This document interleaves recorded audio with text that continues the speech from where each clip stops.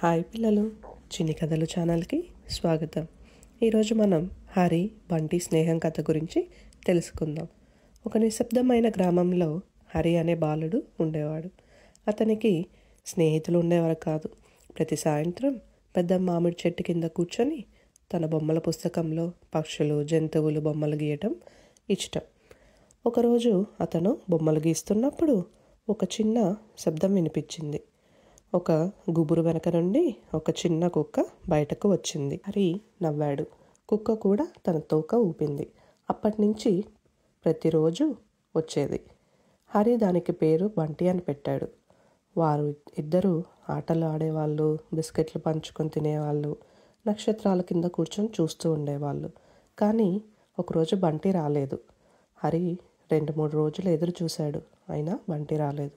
4వ రోజు బంటి మొరగడం వినిపించింది. బంటి తిరిగి వచ్చాడు.